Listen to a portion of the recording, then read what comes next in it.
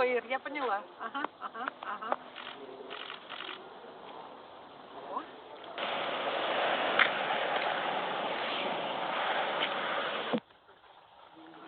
Ну, мало, много 20 километров. Ой.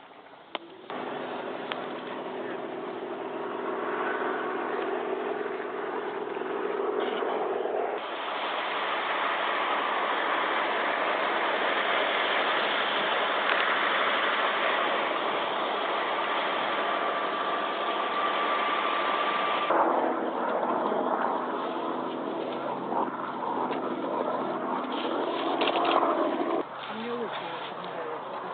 Ну, какая Алекс. Ага. По одному.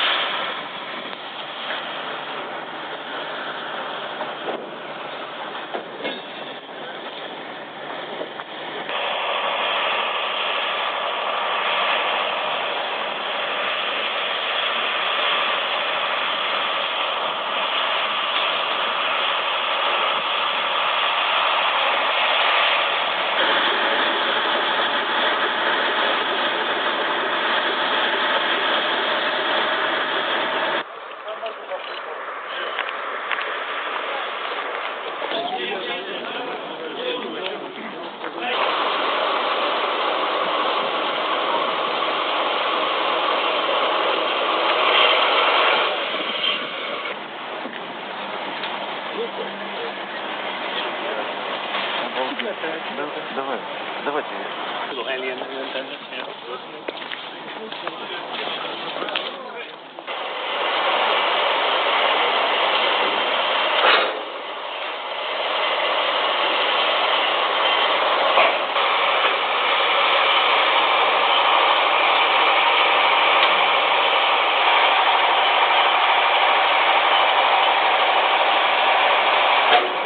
Joel Montalbano, ISS Deputy Program Manager. Joel, it's almost like deja vu all over again, as Yogi Berra once said, but here we go again with Nick Hague and Alexei Ovchinin, hopefully this time all the way to the space station. Your thoughts on the eve of launch here? Well, you know, the Russians, they make an incredible rocket, an incredible spacecraft. We look forward to seeing them fly again. You know, it's originally designed to carry people to and from space, but it's designed with a feature that enhances the safety of the crew. And as we saw in October, the crew safely returned and they're launching again. It's an incredible tribute to the Russian engineers, and it's an honor to be part of that process. So 5 months have passed since the launch aboard. Hague and Ovchinin get a redo, basically, a do-over, if you will. What kind of training? Is it refresher training? Is it proficiency? Do they start over from scratch? Are they ready to go? It's pretty much refresher training. And so, you know, these crews, they were ready to go in October. They were ready to go the day they were brought home in October. And so refresher training, we get them, you know, some updates on the science program, you know, the science and utilization program we do on orbit. 21 years. We're starting our 21st year of International Space Station. We've affected over 100 countries across the globe doing either research on board or outreach. And so this crew enhances that program, does some refresher training, and they're ready to go. Less than a week ago, the commercial crew program ushered in its inaugural flight with the SpaceX Crew Dragon mission that was wildly successful. Now, human spaceflight back in the picture for this week. the International Space Station just seems to churn it out week after week after week. It's an incredible year for us. We've already had 2 U.S. cargo vehicles on board the International Space Station that have come and gone. You mentioned the highly successful SpaceX mission. That mission landed Friday. We returned to Kennedy Space Center with the capsule on Saturday. We'll study that vehicle for the next couple weeks, and eventually we'll put crew members on board launching from Kennedy Space Center. Today, we're in the eve of the launch, the week of the launch of the Soyuz spacecraft. We'll get up to 6 people, back to 6 people on orbit, which is important for us in order to do our research and science program. We have 2 spacewalks scheduled later to do some improvements to our onboard power system. Another spacewalk in April, a Progress cargo launch in April, 2 U.S. cargo launches in April. We just keep going and going and going. It's an incredible pace, but something we've done for years and something we'll continue to do for years to come. And for Haig, Ovchinin, Christina Cook, and McLean and their Russian crewmates, and then international partner involvement later in the summer with Luca Parmitano joining the crew. It is a true testimony, is it not, to the international partnership? Absolutely. The thing that makes this partnership the strongest is our international ties. The fact that this is not human spaceflight for any single agency, it's human spaceflight for mankind across the globe, and we recognize that and we experience that on a daily basis. Just a pleasure to be here. Bill Gerstenmaier, Associate Administrator for Human Exploration. Bill, 5 months have passed since a fairly harrowing day here with the launch aboard for Nick Hague and Alexei Ovchinin. They get another shot, very rare, but they intend to take full advantage of it. How critical is this launch, not just to get them all the way to the space station this time, but to, with Christina Cook, augment the crew and get on with business? Yeah, again, I think it's a real tribute to the Russians that we can get turned around and this crew gets a chance to fly again. We don't like to see aborts. We don't like to see the rocket not work correctly, but in the end, everything worked out exactly the right way. The crew got back safely. They were uninjured. They're able to turn around, get back in the flow. So it's a unique experience. They get a chance to go get on the rocket again. They're very experienced. They're ready to move forward. They're ready to go get on orbit. Again, it's important right now we get the crew back up to 6 here for a little while on board station. We get 3 more crew members up on station. There's a lot of research going on. A very busy time coming up with lots of flights. There's a couple cargo flights coming up. There's a bunch of EVAs planned that we've been kind of holding off on for a while, and it's time to get back to work and get stationed back up again and get flying again and continue this wonderful research we're doing on board the space station and we're doing on orbit. We seem to talk about this topic almost every time we're in Baikonur, but the space station program, it's at warp speed. Less than a week ago, SpaceX Crew Dragon returns after a wildly successful mission to inaugurate commercial crew program, and here we are in Baikonur for a human launch. Your thoughts about the pace, how the pace can be sustained, and where we head from here as we almost complete 22 decades of space station? Yeah, again, I think it's really about being kind of measured in the pace, right? So it's not that, we're sprinting or these things are happening fast. You do the planning, you execute, you're prepared if things are ready to go fly. If they're not, you have 3 or 4 backup plans behind you, and you're ready to go continue to keep moving forward. So I think it's a tribute to the planning. The coordination needed internationally and even with our U.S. providers is pretty phenomenal, but the program makes it all look seamless, and then it comes together in these flights, and I think the outside world sees these and they sense maybe the picking up of the pace, a little bit faster activity. But I think from a program standpoint, this is kind of our stride. We're figuring out a way to make all this work, to make what is really complicated look easy, and that's what this team does. What this international team does is they pull together, they work hard together, they work as a combined team to do these amazing things. They don't just happen in one day. They don't just happen when the rocket rolls out. It happens many years ago when pieces of this rocket are coming together. They're doing all the activities moving forward. So I think we see the end work. We see the culmination of all the work and the effort. But I think you really need to look a little bit behind the scenes and look how well integrated this team is working together. And in the background, but not so much in the background at times, another step on the road to Moon Mars. I mean, this is the prototype for the way business will be conducted. Yeah, again, I think you get a chance to see what we're doing on board station. There's some new life support systems on board station, and those are the second generation of life support systems that'll be used for Mars-class missions. And we're starting to turn around systems where we can recycle, even more of the water than we do today. And we're figuring out ways to save propellant on board station. So we do zero propellant maneuvers. We're able to accommodate the Dragon vehicle coming up and docking without any real impact to station operations. We've had the batteries on orbit for a while that came up on HTV, but they've not been installed. They've been safely stored on the outside of station.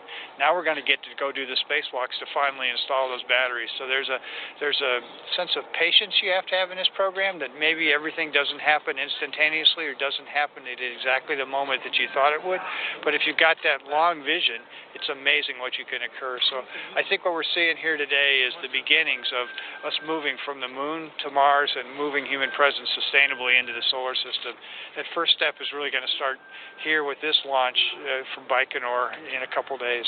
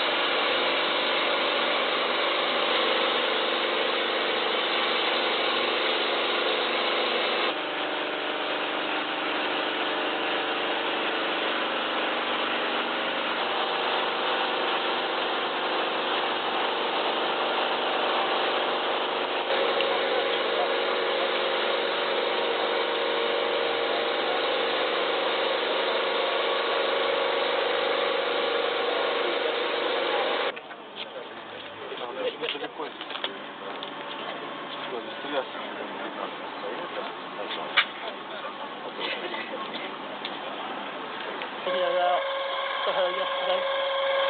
There was a video on Facebook yesterday about it.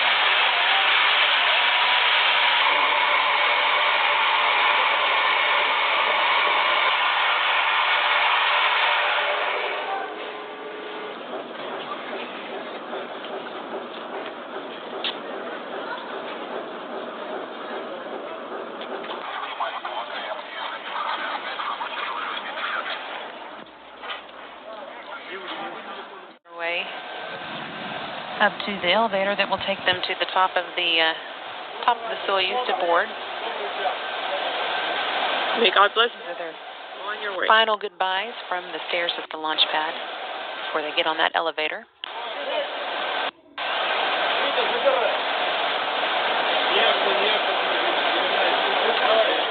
And now just 1 minute to go. Soyuz now on internal power. We may see just a minute or so of in-cabin views, but then we'll switch to external views of the Soyuz during today's flight. Vehicle to internal power. First umbilical tower there, separating from the booster.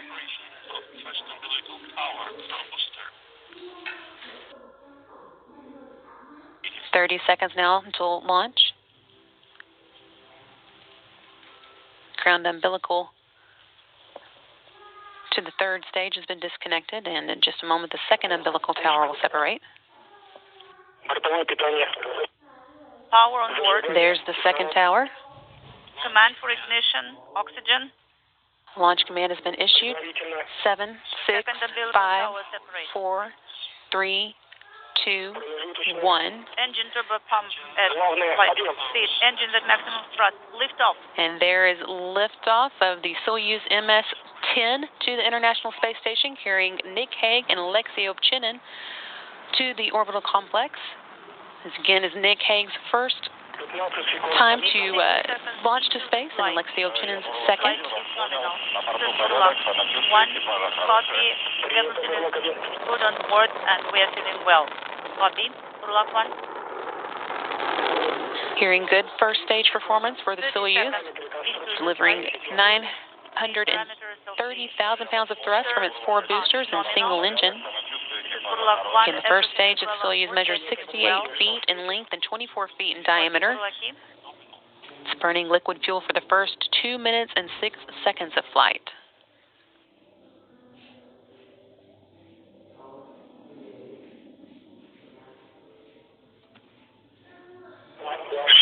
Seconds. 60 seconds into the flight. The pressure in the chamber is nominal. Burlak 1, copy. Everything is well on board. They're feeling well. Thank you. Copy. Everything proceeding as intended for today's flight. Now just a little over a minute into it. The velocity of the Soyuz is about 1,100 miles per hour.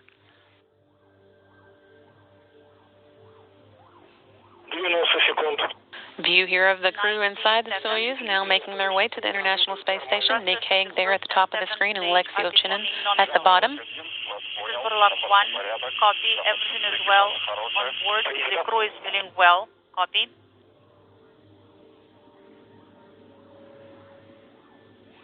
View here of the Soyuz making its way into space. Everything looking good, proceeding nominally. Inaudible. And we have the escape tower for the Soyuz now jettisoned.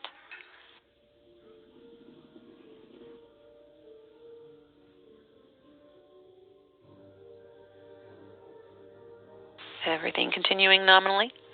4 strap-on boosters have been jettisoned, and they've completed their job, dropped away at an altitude of 28 statute miles. Soyuz traveling about 3,350 miles an hour.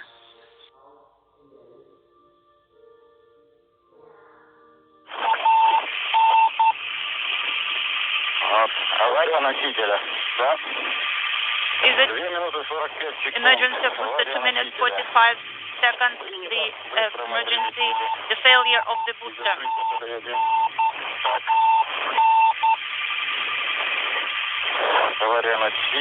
Failure of the booster. BS, yes, BS. Separation.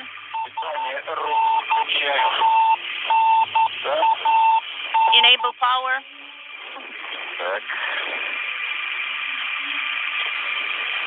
190 seconds into the flight, Soyuz traveling about 4,700 miles per hour. Don't be in a hurry. Buрлаки, copy. We are in weightlessness, according to our sensations.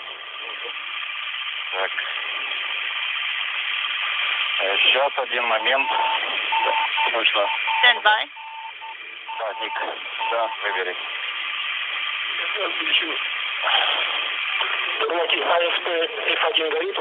Buрлаки, do you have F1 illuminated? 11:42:17. Failure. 11:42:17 is the time of the failure. F1 on SP is illuminated. Copy.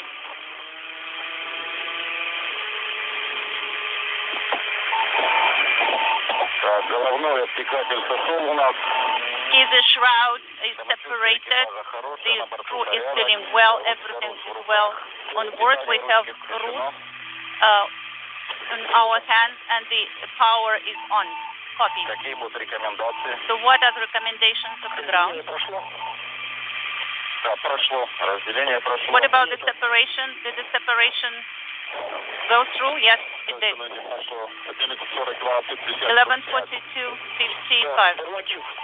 Burlakin, did you deactivate root power? No.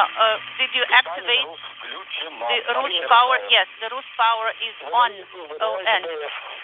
Now, please send BS command. Ballistic descent command is sent from root controller. Copy. 11:45:30. BS has been sent. We have the indicator illuminated.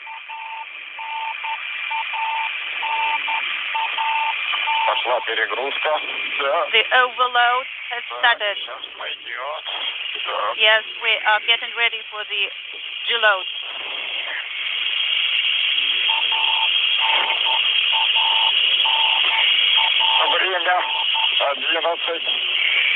Time 12:46.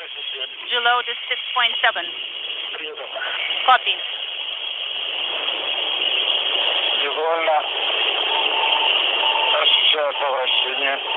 We feeling rotation. The deload is going down. 18:46:20. Deload is 272 and going down.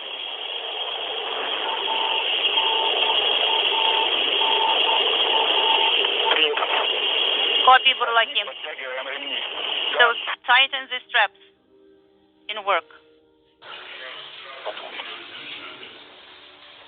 Hearing there that there has been an issue with the booster, and we're standing by for information as we continue to get it from the Russian flight control team, but everything seems to be fine with the crew. We had good comm with them, and they are okay. We continue to wait for more information. Launch lead.